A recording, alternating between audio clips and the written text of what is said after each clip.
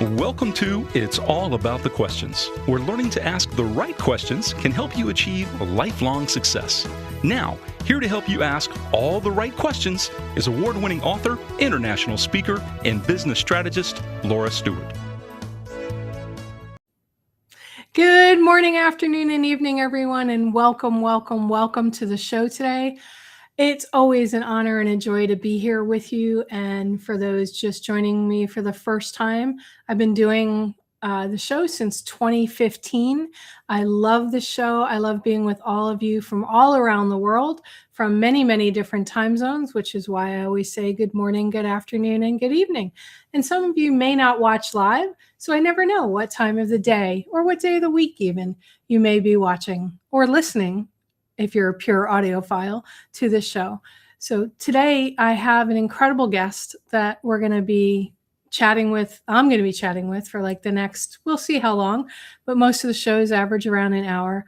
I love being able to introduce you to these guests that have impacted my life, sometimes for very short term, but in the particular case of this guest, for decades since I've known him.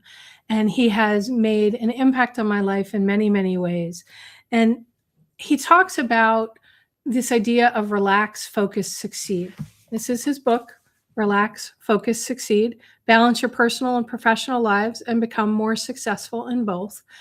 And, I'm sure a lot of you, as I'm talking about this book that I'm holding up for those listening on audio, you go, is it possible to relax while I'm trying to grow my business, grow my career, live my life? How do I focus with all the demands that are pulling me in 1,000 different directions all at the same time? Is it possible? I don't know if you think it is. I know at times I thought it wasn't until I realized that, yes, it really is. And my guest today, Karl Palachuk, he actually lives this. I mean, he's not one of those people who walks the talk. He lives the talk. This is the third edition of his book, as you can see. And for those who can't see, this thing is so dog-eared both on the top of the book and at the bottom of the book. And it's just powerful to me how somebody who has grown and sold multiple businesses and helped businesses from one-man shops all the way up to Fortune 500 companies change structure, change culture, help executives learn how to take a breath. Literally, in some cases, take a breath, pause, reflect, decide what the focus really needs to be, and then create unbelievable success in all areas of business and life. So please welcome to the show somebody I call friend, I call mentor, somebody who has taught me a different way of living my life for decades now. And he probably doesn't even know that he has done that for me.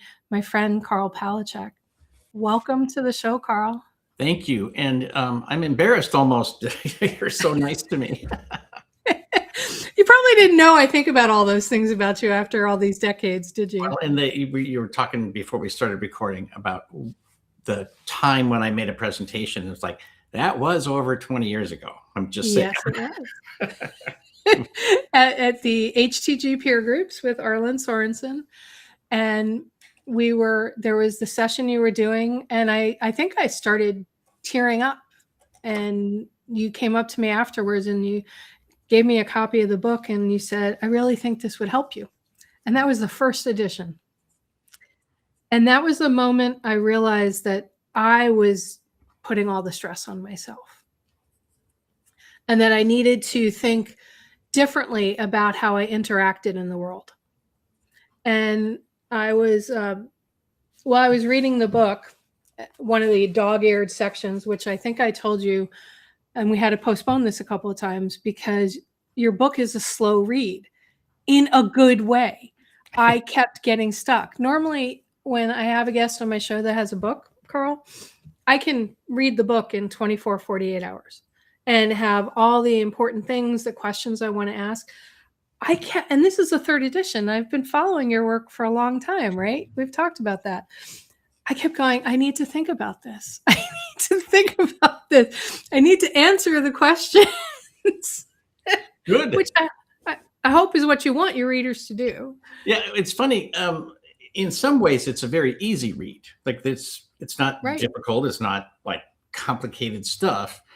But I No. hope it's meaningful. And if you have to keep stopping and thinking, well, then I'm doing my job.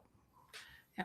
And it is an easy read in terms of the material is very accessible, but you did make me think. And what was fascinating was because of what I was reading, I said no to a job, Oh, a wow. contract that somebody wanted to give me. I realized that the stress every time I did something with them was not in alignment with who I am. And some integrity things, a few other things were popping up. And it literally stopped me. And somebody at that company said they wish they could be more like me and respond versus react. Well, and it's interesting, both in small business, I've been in small business forever, but we've also dealt with companies that have 100 employees, 150, 200. And no matter how big they get, and I've worked, like you said, with Fortune 500 companies, that they somehow believe they can't turn down business. And it's like, Yeah. there is a such thing as enough, right? There was a point where you could say, I don't want to make money from those people. There's enough other people in the world who will buy my services that I don't have to work with people I don't like. I don't have to work with people who abuse me or my employees or who just don't take me seriously, who just like, oh, that's a contractor. Treat them like garbage. It's okay. Right. I don't want to do business with them. And yet it's one of the hardest things for entrepreneurs, especially when they're starting out. You and I both consult in those kind of realms, helping people grow their businesses. And it's one of the hardest things to do is to say no to business. Why do you think that is? And how can you help people begin to shift that mindset? Well, it's funny. I almost think it's a fault in the human brain, that there's something about needing to have enough. And, Maslow's hierarchy of needs, right? Yes. But my listeners may not. So okay, so Maslow talks about that you have to take care of certain things first. You have to have food and shelter before you can do anything else. And once you've got food and shelter, well, then you can pursue things that are more personal, more intellectual. You can protect your family. And it's really only when you have all of the other needs met that you can really take care of yourself intellectually. And so, we have to be grateful that we are blessed to live in the 21st century where right. Most of the people that we interact with probably are able to spend time not only with their family, but above that, to be able to take care of themselves intellectually. But I think we never lose sight of the fact that we need that base. We need the food and the shelter. And that there's something in our, ancient brain that says, if you don't take this job, you might not have a house to live in tomorrow, and if you think about it intellectually, of course, that's not true, but we're talking about something that is well below the intellectual layers, right? Right. So, and yet in some people's cases, fault. Not taking a job, not going to work one day could mean they can't feed their family or they lose their house. So we're not downplaying for those people, but overall, I mean, this concept you're talking about, it's so real. It's right. And so it's vivid. It's one thing, when you're starting out and you have 0 clients. Okay. Right. You can make the argument you need to get that money to, feed your family. But when you've got 50 clients and you've got whatever, $500,000, $1 million in regular revenue, and you have for the last, 10 years, chances that you're going to starve if you don't get one more client are very, very slim. And Right. It's also the case, a lot of people by then, I hope, will have fired at least one client who was arrogant, abusive, wanted too much, wanted more than they were paying for, paid their bills late, whatever. There's lots of reasons to get rid of a client. And once you get rid of a client, I think you have a different perspective that I really honestly don't have to work with everyone who shows up. I used to, with my staff, every year we sat down and looked at every client and decided, do they stay or do they go? Sometimes we had to do it during the year if things, developed or whatever. But every year we looked at it, and invariably we let go one client every year. Yeah. We did a very similar thing. And I actually had every single person in my company, even when I think we had like 17 people. I had every single person in the company rate every client. And Right. some of them would say, given my job, I never interact with those people. But they all interacted with some clients at some point, and they all had impressions. And it was more than just, do they pay their bill? It was, are they nice to work with? Are they good people? Do they have interesting projects? It's not all about just being nice. It's also, I want challenging work. I want my employees to be challenged. I want them to grow as individuals. I wrote a blog post recently, that everybody is on a trajectory. Everybody's on the way to somewhere else. And where they are in your life right now, your employees, your clients, your children, right? Everybody is on a path. And today is one moment along that path. And so you need to treat your employees as if there's a future for them. And it may not necessarily be with you, but it needs to be as positive as possible. And the same thing with clients, and the same thing with vendors and so forth, that Right. there's a different perspective on the world. That whole concept of what you just were talking about, I feel like that is intricately linked into your life's work of relax, focus, succeed. It feels like the relax and focus part. And yet, when I read the 3rd edition of the book, you don't start out with succeed part. You don't really start out with focus, although you do mention that was one of the keys to being successful, was gaining the focus. It's really hard for entrepreneurs to relax about anything, because, having been an entrepreneur multiple times, coached entrepreneurs, right? God forbid you stop for a second. Number one, your whole body is in shock.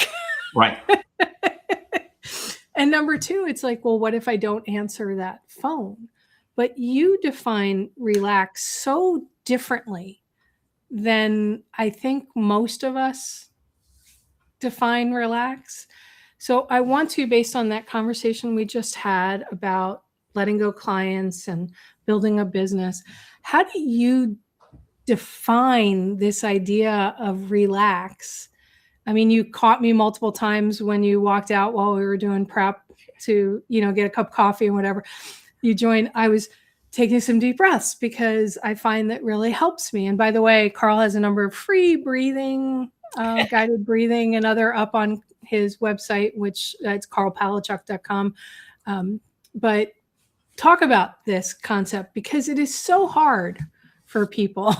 Right. Well, I think one thing is, a lot of people, when people first hear relax, focus, succeed, literally the most common first response is, I need more of that. Yes. And it's not the focus and succeed that they're tuning into, right? It's, they do want to succeed, obviously, but when they say, I need more of that, it's the relax part. And for me, in that relax is all of the things involved in recharging your batteries, taking downtime, taking care of yourself, all of that. I don't know about anybody else, but for me, I love to get up in the morning. I have a great front porch with a covered awning, and then I have a great back porch with a covered awning. And one or the other, I like to be outside with a cup of coffee and just enjoy that time.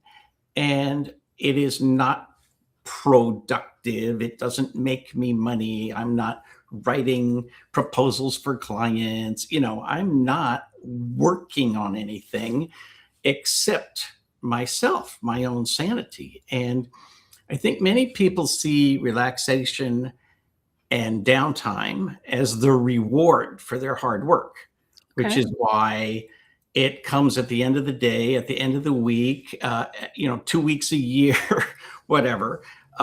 They think it's okay. That's the reward. I don't think of it that way. Turn it around the other way. I think of it as a key element in your success. If you don't put the relaxation in, if you don't recharge your batteries, you won't have the energy it takes to go through your day, go through your week, go through the year. And, even on vacation, if you know how to relax, you're not going to waste the first 3 days of your vacation getting out of the work mode and into the relaxation mode, because you know how to be in the relaxation mode. And that's a power. That's a skill. And yet in the book, you have multiple different types of relax, which I struggled with when I first read it, because, relaxation can mean breathing, meditation, prayer, exercise, quiet time, journaling. I mean, how do you define those different things, and how can somebody pick? Like, how do you, other than obviously get this book, everybody, and read it. And we will be raffling off one copy of this book that I will send to somebody that Karl has generously donated. And I've already bought copies and mailed copies to several friends of the book already. Thank you. And it's never too early to buy Christmas presents. I'm just saying. Exactly. And back to school. For kids heading out to college, high school, whatever. Really, really great stuff. But this idea of relax, as you define it, explain that to us and how people can begin, because relaxation can be really stressful. Well, especially today when people get up with an alarm or whatever they got a screen in their bedroom.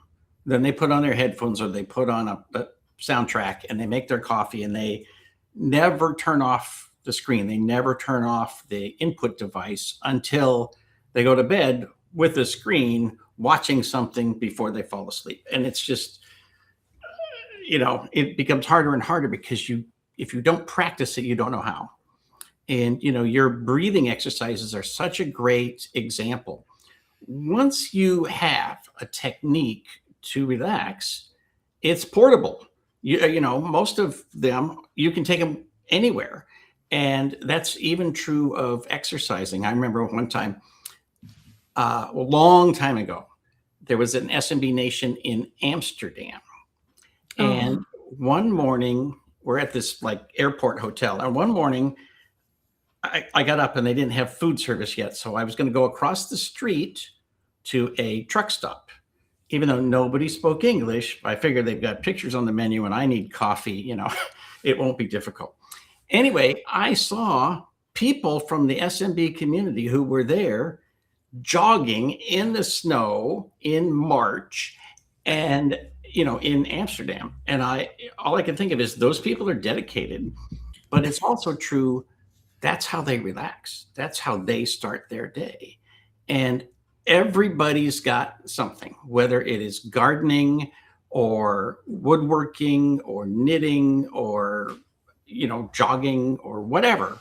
Everybody has something they do. And the one thing that I would add to what they do is take your earbuds out, stop having input. It's okay to take a walk around the block without listening to anything, without trying to learn something, without having a podcast on, without doing something. And I know people who mow their lawn with headphones on because they cannot take a minute of their life without learning something. And at some point it's counterproductive.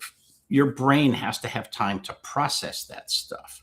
You cannot, human beings are not machines. You cannot take all this input in and just process it all and then go on to the next thing.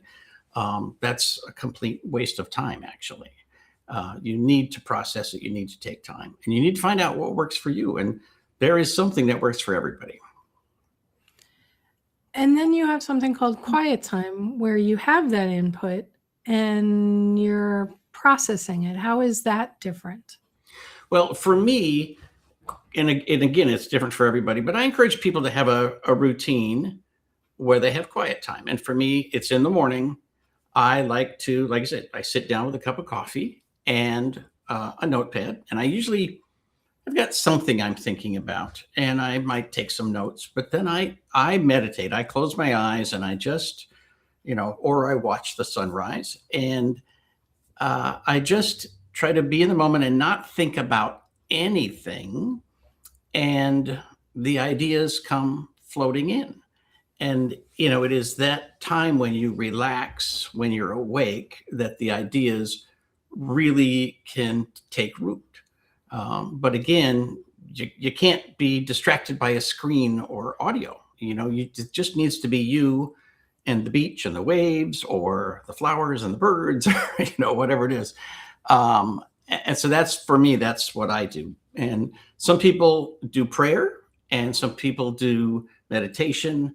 Other people just sit in a chair, And I recently just sold my hot tub, but for the last, 20 years, I like getting up in the morning and watching the sunrise while I'm in the hot tub. And then there are these bushes behind my house, and the birds wake up, and come out of the bushes one at a time and fly off. And so, it's like this whole morning routine. But it's an opportunity for me to open my brain and let it solve problems while I'm awake. And I don't know if you want to go into my theory about your brain solving problems while you're sleeping and all that. I do, because I have the worst nightmares, and I know it's my brain trying to work through stuff. I don't sleep well. That's just a whole other problem. But yeah, I would like to, because you have a quote in the book that I actually wrote down. And I think this will lead into your brain working through stuff. Making a commitment to a new way of life is not simply whispering in exhaustion that something has to change.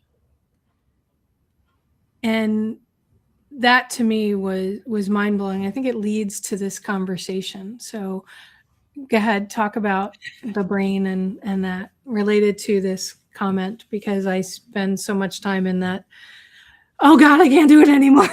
I have to make a change.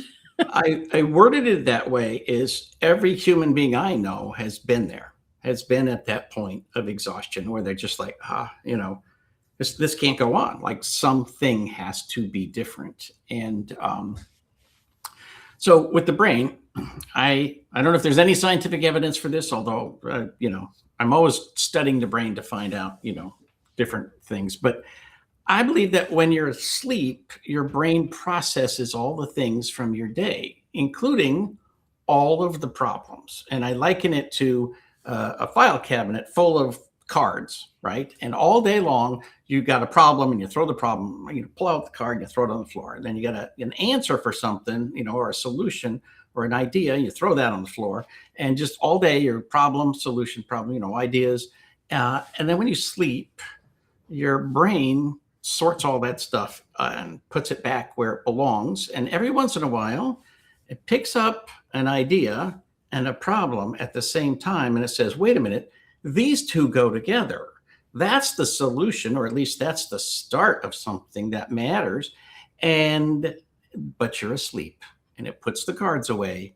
And when you wake up, you have forgotten that you've solved that problem. And the thing about quiet time and meditation is that it allows your brain to have that opportunity to relax and think about all of these different things at the same time and solve those problems while you're awake, and you will remember it, which is why I have a piece of paper in front of me. I always have a pad of paper in front of me, because I don't know, maybe I won't solve any problems this morning, but when I do solve a problem, I want to be able to write it down, because, I don't know, Richard Tubb, the brain is a terrible place to store information, right? I love Richard. So, we forget things very, very easily, and we've all forgotten really great ideas. And that's why a pad of paper and a pencil is a good thing. When I had my tech company, I'd be driving my car, and I had Guardian Angel computers. I had the most amazing office manager, Jennifer Walker. And I'd have these brilliant insights while I was driving because it was Connecticut and you're always on a road somewhere, stuck in traffic somewhere. And you couldn't exactly just write stuff down. And it was before the days of smartphones where you could record messages. I used to literally call her while I was stuck in traffic. Write this down, write this down. It's interesting. The best office manager I ever had was named Jennifer. So yeah, she was my office manager for 8 years. Yeah, she was awesome. All right, I want to go a little bit deeper. One of the other quotes that really hit me inside the book was, between reality and your perception of reality, your perception is more important. Explain that and how that relates to relax, focus, succeed, business, life, everything, because the world is in such a crazy place with reality and perception. And yeah, I and often, true. yeah. And I see this so much with entrepreneurs or people who are working in corporations or even families, that reality and perception gap seems to hit. And yet you're saying perception is more important. Why? Well, and I think if we all think about it, we know this. We've all seen the situation where you watch a conversation and I watch a conversation and we come away with different conclusions about what just happened. And sometimes, you see people that they go through something and one person will say, I'm really glad I went through that. I learned so much. It was great. And another person will say, that was the most horrible thing I could possibly ever imagine, right? The difference is their perception, because the reality of step by step by step, what actually happened is not different. It is people's perception that is different. And you can change your perception. It's literally like glasses, right? You can change the lens that you use to look at the world. And we all know people who are pessimists.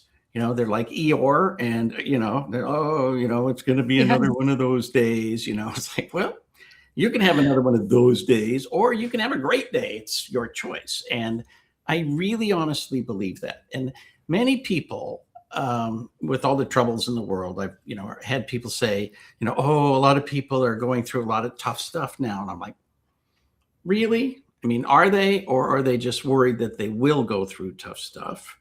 And, when the economy turns south, yeah, there's a lot of pain, but there's also a lot of people who the pain hasn't hit them, but they act like it has. And it's because in their brain, that's what they believe. And you have the ability and the right, and I think you have the duty to see things in a better light. And it is your choice to do that or not do that. But the world really does get better if you look at it with, I guess, slightly rosier glasses. And, Mark Twain has a great quote about, I think it's to the effect of, almost everything I worried about in my life never happened. Right. So, and that's what all of us, I mean, if you think about it, everything you worry about, almost none of it ever happens. And, you got to worry a little, you got to be prepared for bad things. But for the most part, especially, both of us come from an IT background, but even in any kind of management, you have to be prepared for when things go wrong, and you got to have a checklist. And that's why we all know how to get out of a house in a fire, right? Right. I hope everybody here knows how to get out of a house in a fire. But I've never had a fire in my house, right? I've never had to evacuate.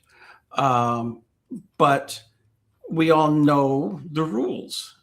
And so you have to have some kind of preparation, but you can't overwhelm it. Like if I woke up every day worried about a house fire, I would have spent decades worrying about something that just absolutely never happened. And so you have the choice. You are in charge of this, and you get to decide what you're going to worry about or not worry about today.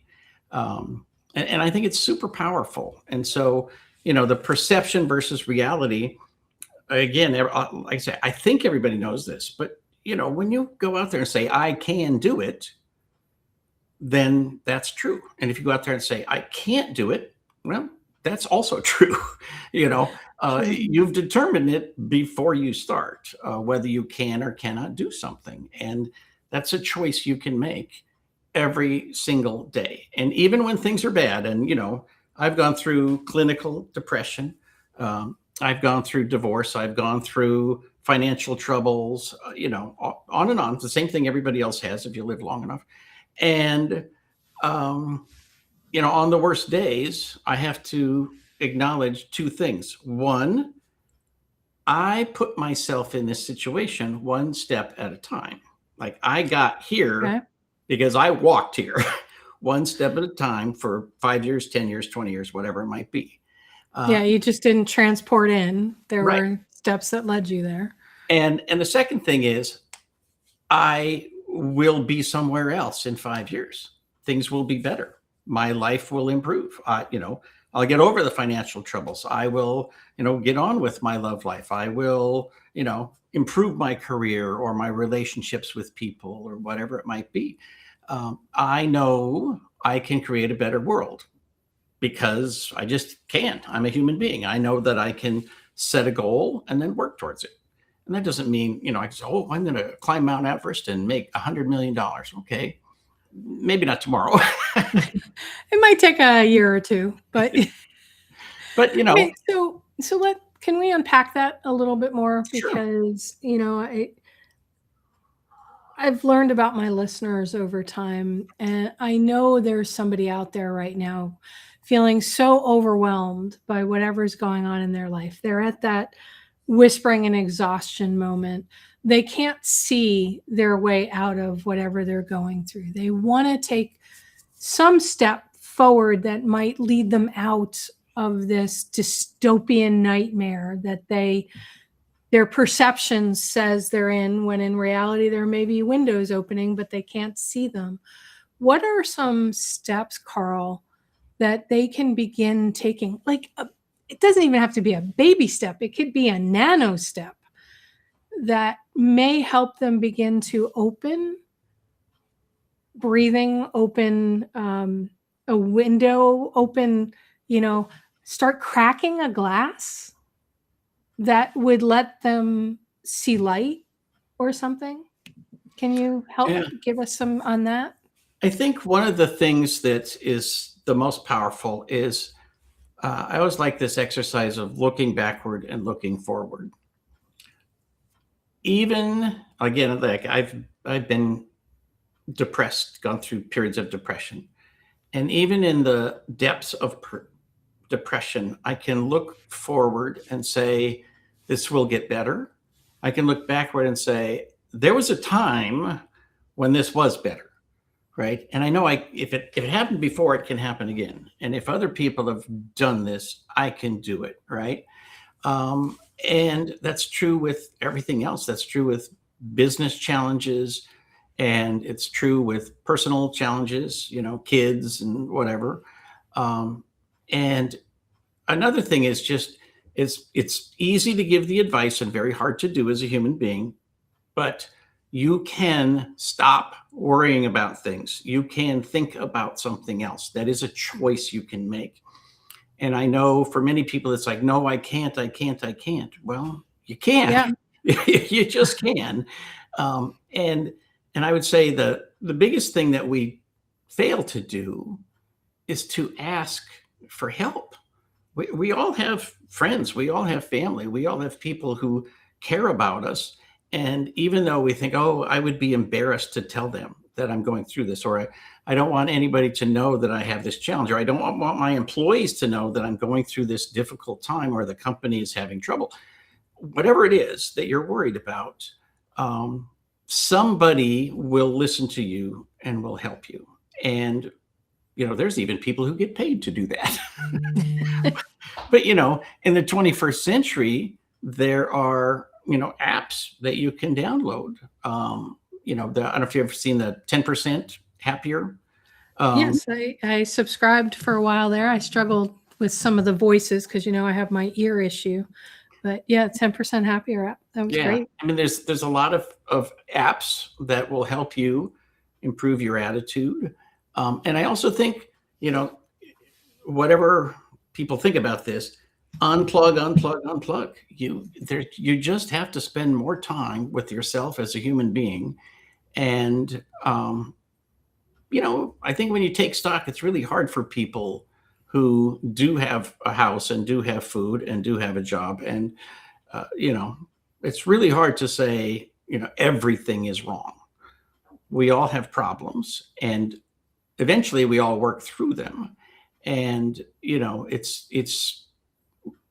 it sounds like I'm not being very personable, but I got to tell you, you do have a choice of how you attach the problems in your life. You do have those choices, and it might be difficult, but again, ask somebody. You'd be amazed how much people want to help you, Yeah. especially if they say, "Oh my God, I didn't know that you were going through this," And even if it's stuff that you think is embarrassing, other people don't think about you very much.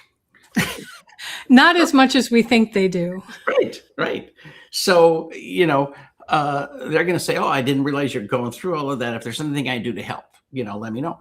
And they're sincere. Now, they don't want you to necessarily dump on them and have them become your therapist, but, they have ideas. They might have gone through a similar kind of thing, and like, whether it was worrying about firing a client or firing an employee, or, there's a million things that we worry about. Everybody's gone through something, and in many ways, I believe that as human beings, that's what we're here for. We're here to help each other get through this stuff. And yet we tend to isolate Right. often when we're going through crisis versus reaching out. And the more worried we are about it, the less likely we are to reach out. And we just have to remember that, that so-called lifeline, it is there, right? And just because you don't think about it doesn't mean those people disappeared. They're still there. It's a concept you talk about in the book as well, about failing and how we react to when we believe or perceive we're failing, that we don't want people to know about our failures. I recently had a guest on my relaunch episode with Brandon Webb, Navy SEAL sniper instructor. Amazing man. If you've not read any of his books, Karl, read them. They're amazing. His latest book was about raising kids using Navy SEAL mindfulness. You'll love this. He brought mindfulness into SEAL sniper instructors school, right? Because they were failing out of sniper school, but they passed SEAL training, which was insane, right? And then he realized that they got in their own ways mentally and brought mindfulness in. And, he talks about failure and he talks about fear and how to move past it. And my brain's like, I got so excited about it, I almost forgot where my link was. I wanted to go with it. But this concept of failure is so wrapped up into stopping many people from even trying anything. And when you talk about failing in your book, you mention that it's okay. And you can go into this some more if I'm misquoting it, because obviously you remember how dog-eared the book was and all these notes I've taken on this whole book. But that was something that stuck with me, because a good friend is going through something and they don't want to talk to anybody, and they're almost pretending the failure isn't real. And for years they pretended the failure wasn't real, which got them deeper and deeper into it.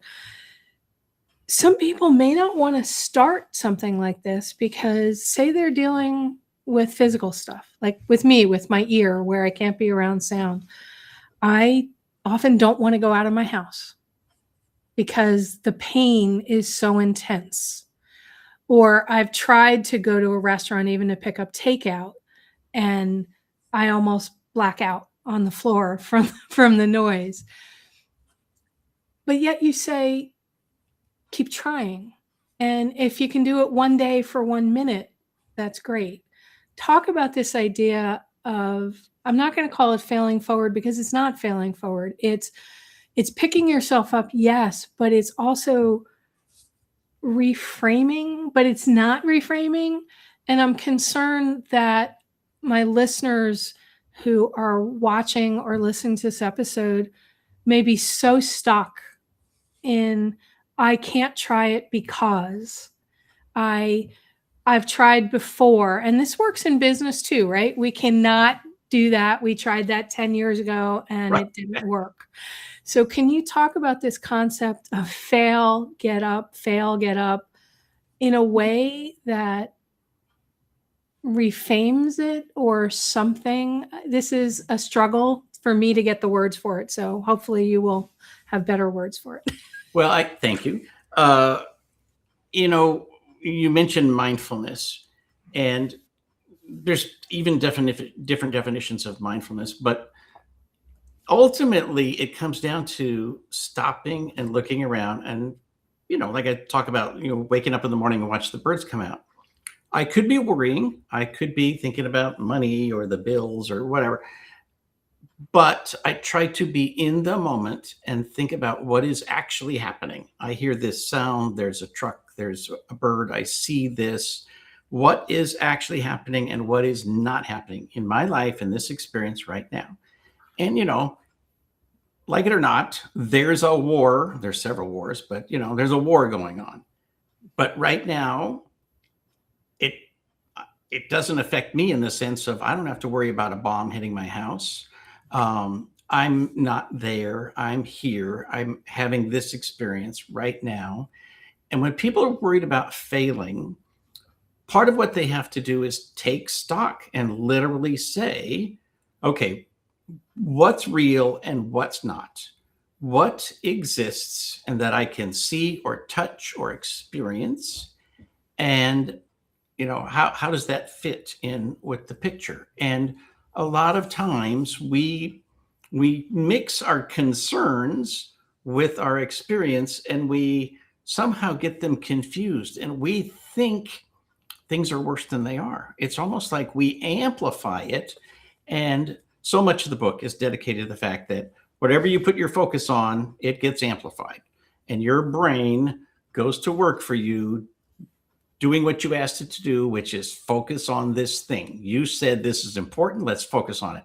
Well, you unintentionally said it was important by worrying so much about something. And your brain now is like, okay, she thinks that's really important. So we're going to spend a lot of time worrying about that. You have to stop your brain and say, whoa, that's not as important as I thought. Let's focus on the future. Let's focus on the next step and the next step. And what's one thing that I can do today to move this in the right direction? And it's almost like you have to stop yourself and take control of your brain and literally say, it's okay to not worry about that now. It's okay to say right now in front of me, I can do this. And, no matter what challenges people have, business challenges that are just weighting them down and they can't get over it, or personal challenges, they all know they can get up and go to a meeting. They can drive from here to the school and pick up the kids. They can do this one thing. Everybody knows you can do that. And what you need to realize is, and then you can do the next thing, and then you can do the next thing. And, the world, your future, life is made up of this moment, and then the next moment, and the next moment. And in a lot of ways, that's what mindfulness is. You can lead your life mindfully by literally saying, one moment at a time, what is next? What is next? What can I do?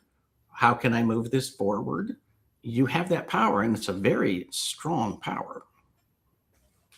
And what about for the type A personality who feel that if they're going to dive into relax, focus, succeed, and follow different things and start answering the questions, because remember, the show is all about the questions. And man, you pose a lot of amazing questions in here to get people to think.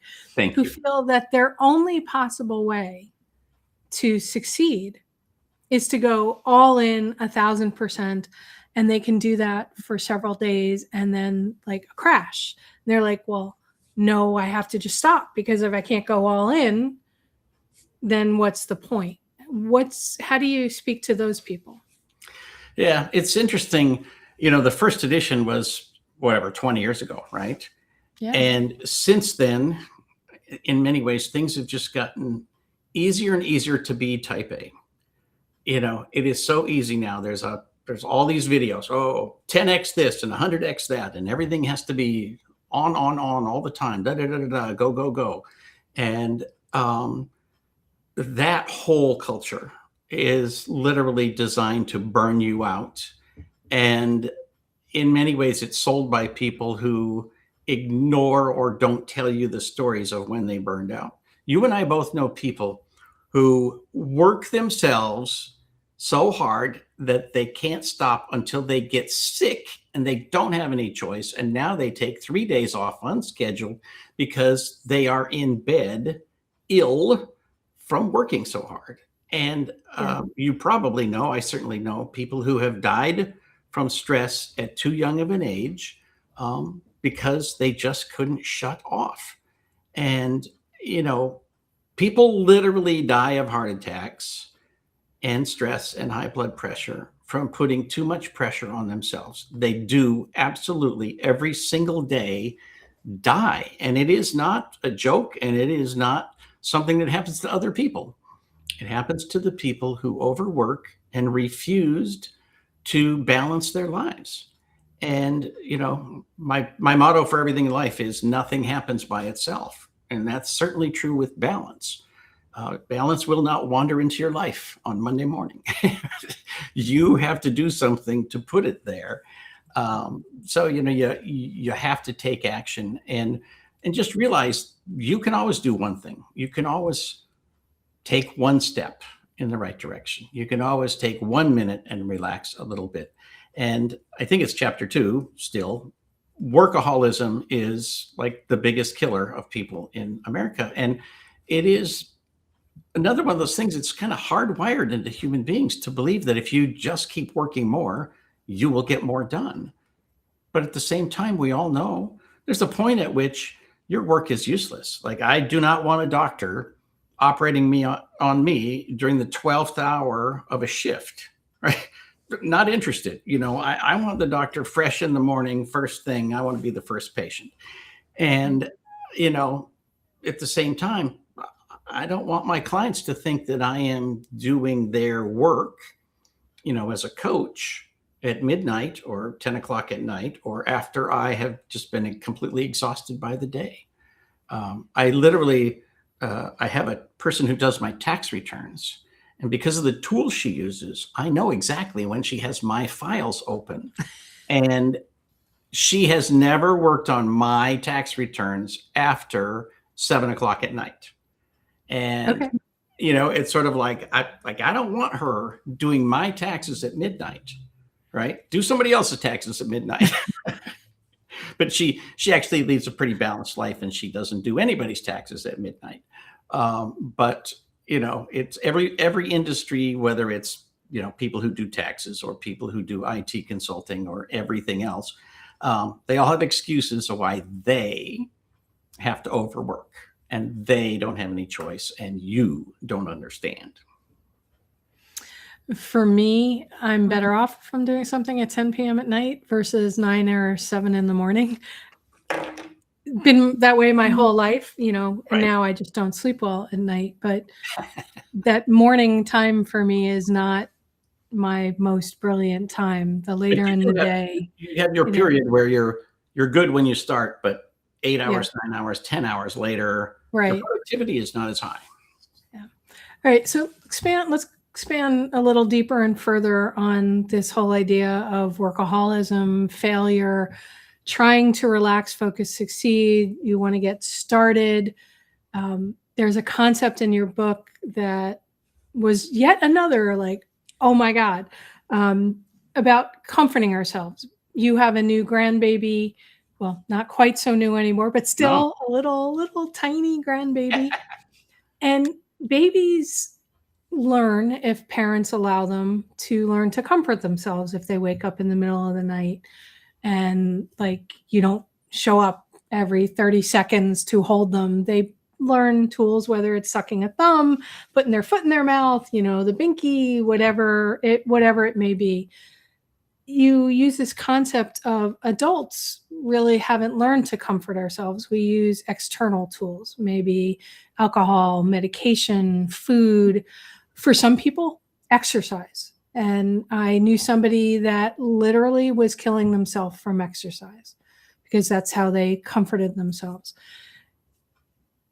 How does one begin to relearn to internally comfort oneself so that all those other things that we've talked about through this episode can begin to, let's say, unwind, relearn? It's not even unlearn. It's just relearning your perceptions of things, because we've said that reality and your perception is more important, because you can't even see the reality if Right. your perception clogs it so much.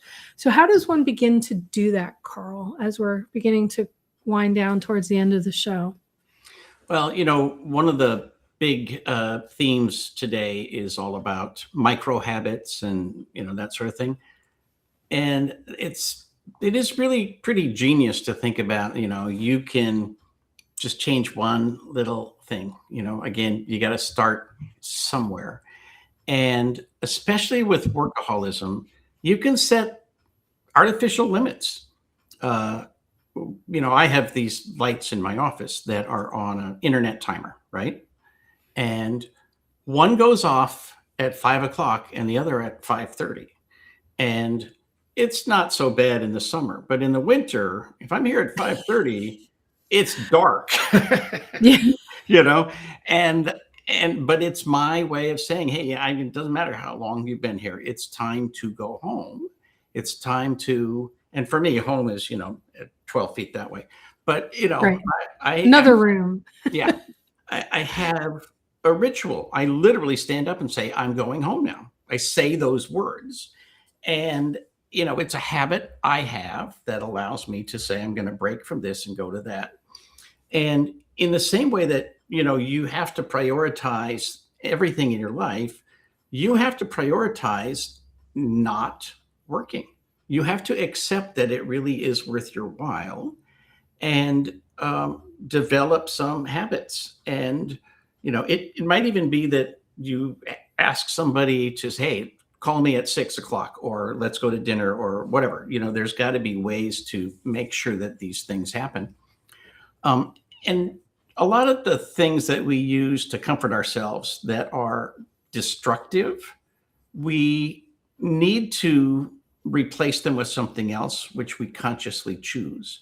But we also have to acknowledge that we might need some serious help. We might need either therapy or a life coach or just a partner to call on who will say, hey, you didn't exercise yesterday. Let's go to the gym. I will meet you there, whatever. And, again, all those human beings in our lives are there to help us. And just as we're there to help them. And, we need to figure out, what are the habits that I need to change? And what are the habits that I want to adopt? And make lists. And you can literally say, oh, scratch out this one, add that one, scratch out this one, add that one. And start as small as you want. Any change in the right direction is a good change. And, start moving. And again, it's one of those great things. As soon as you start saying, it's important to me that I break this habit. It's important to me that I, drink less alcohol, get more exercise, whatever it might be. Once you tell your brain it's important, your brain says, okay, how are we going to work on this? What can we do? And you begin, your radar goes out to, oh, I could do that. I could do that. I could meet these people there. I can do the exercise, whatever it might be. You can change your habits. And there's, like I said, right now there's 27 books on, how to change your habits. So, very many. yeah, and they're all good that I've read anyway. It's a good thing to take control of your life and say, I do control this and I can make some changes. And even a habit that I've had for 30 years, I can change. And we all know people who quit smoking. I just I just found out that a friend of mine had smoked for 60 years. He's 60 years. Wow. 82, and he just quit last year. So, he literally has been smoking for 6 decades, and That's quit. a long time. Yeah. And he quit because he had a, health scare, and he realized, oh, if I want to, reach 85, 90, this is one big thing I can get rid of. But, so habits, no matter how hard entrenched they are, can be changed. You can do something else. This is your life. Your life is your palette. Do whatever you want with it. And in your book, you say, just pick one thing to start. So you don't have to do everything. Pick one thing. Yeah, I mean, that's the thing a lot of people do. They go in all in, like, oh, okay, I'm going to exercise. I'm going to do this. I'm going to get up earlier in the morning and I'm going to do that. It's like, no. If you pick 12 things, you will fail at 12. Pick one, succeed at that, then add another, succeed at that. It's like everything else. We do things incrementally and we improve incrementally, even if we're conscious about making changes in our life. We get very excited about making the change, Yeah. And in the book, you even said, if you want to start exercise, it could be take a 1-minute walk. It doesn't have to be, I have to take a 30-minute walk or a 1-hour walk or a 5-mile hike. Commit to walk for 1 minute and slowly increase it. I love that concept, Karl, because it is about relaxing into the exercise, not stressing. Once you stop this, whatever you're doing, you stop this and you go outside and you walk around the block, 1 block, you have added a habit and you've taken away a certain amount of momentum of just sitting in the chair, right? Even if it is for 5 minutes. And more and more research is showing that even 5 minutes of exercise does you good. It's shocking that, the older you get, the more all of these tiny things make dramatic differences, and so it's pretty easy. Anybody who says I don't have 5 minutes to walk, it's like, okay, but you got 5 minutes to play a video game. I guarantee you got 5 minutes to watch a cat video. And, so you got 5 minutes to walk. True. All right. Well, we're coming up on the end of the show. Is there anything that I've not asked you that you wish I had asked you? Well, let's see. I don't know. I do think that the discussion of the reticular activating system and kind of, how you can hack your brain to make it double down on all of your efforts for everything. I think that's very powerful. And, I got a whole chapter on it, but I also added some exercises in several chapters. And I've started doing that in my presentations, and it's extremely effective. When you start by saying, we're going to talk about this, and you ask people questions and you get their brain to start thinking along those lines, they sort of activate all of the things in their brain related to that topic. And then when you make your presentation, they're sort of primed to absorb more of it. And again, it's so effective in so many areas of your life. And again, it's a power you have to take control of yourself and make things happen. So thank you for having me. I know I'm one of the first guests after the reboot, and I'm honored to be so. It's been a joy having you here. And we are giving away a copy of your book. So for those who have been listening to this episode, how about this, Karl? They need to post on social media on this episode, wherever they're watching it, or make a comment on the audio podcast, or they could reach out at karlpalachuk.com or laurastewart.com and say one piece, something that they learned or a step that they're going to take to help them. And I will pick somebody and I will send them the copy of the book. Does that work for you? Sure. That'd be great. Okay, cool. We're going to do that. So you just need to reach out. The audio, it's in production. So with luck, it'll be out within the next couple of months. We'll have and it'll be on Audible. Oh, great. Because I have had people asking, because there are some friends of mine that prefer audiobooks and they're like, it's not out yet. I don't want you to send me the hard copy. Wow. Well, you can send them both. I mean, I could, but they really prefer the audio versions of the books, because some people that's their preferred method of stuff. I want to thank you again. Oh, and you have resources on your website, karlpalachuk.com. Want to just briefly say some things that are out there for people? Yeah, well, one thing is that from there we link to my Relax, Focus, Succeed videos, and I have a whole blog at Relax, Focus, Succeed. So just go to karlpalachuk.com and click on blog, and you'll find it there. And I have a newsletter that comes out once a month, and it's not a lot of BS, and I try to be useful and interesting. So I'd appreciate it if everybody sign up for my newsletter. I read it from start to finish every month. Thank you. Well, thank you so much for being on the show, Karl. I'm really, really grateful. Thanks for having me. All right, everybody. That was the amazing, my friend, Karl Palachuk, who has been a mentor of mine that he didn't know he'd been a mentor of mine for several decades. His book, Relax, Focus, Succeed, is available wherever books are sold. Balance your personal and professional lives and become more successful in both. And I'm giving away a copy of this book, not my dog-eared, many dog-eared pages copy where I have notes and everything in here, but I am giving away a copy. So comment on social what you learned from today's episode.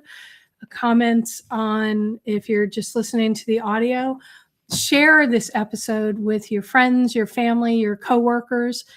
Let us know what you're doing. Keep in touch, because what we talked about today interacts with so many aspects of your life, and it's helped me in all aspects of mine, working on the relaxing, the focusing, and it has helped me succeed. Even when I've let go of things, that helps me succeed as well. So thank you for being here with me today. Remember, the right questions can change your life. I really wish you nothing but the best in your lives. Have a great day, everyone.